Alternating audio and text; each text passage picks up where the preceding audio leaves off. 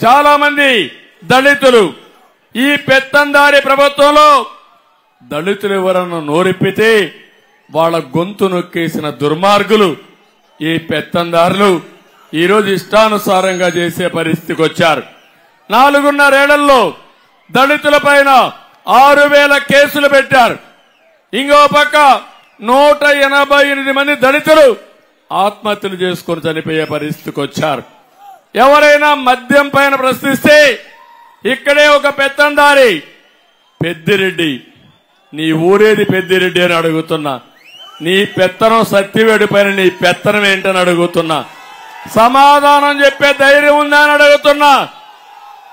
ఏం తమ్ముళ్ళో చెప్పండి. 200 టిప్పర్లు సత్యవేడు నుంచి ఇసుక గాని గ్రావెల్ గాని మట్టి గాని చెన్నై నగరానికి పోయిందా లేదా అని మిమ్మల్ని అడుగుతున్నా. పోయిందా లేదా తమ్ముళ్ళు?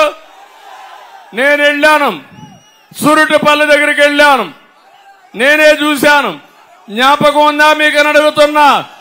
నేను చెప్పింది వాస్తవం అయితే గట్టిగా చప్పట్లు కొట్టి ఖండించండి. అంటే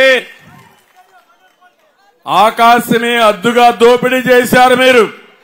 కడాని ఇక్కడ ఫారెస్ట్ భూములుంటే యూకలిప్టిస్ వేస్తే 7,000 రూపాయలు టన్ను చేసేది 3,000 రూపాయలు కొనేసి దాంట్లో కూడా 4,000 రూపాయలు కొట్టేసిన దుర్మార్గులు ఈ సైకో బ్యాచ్.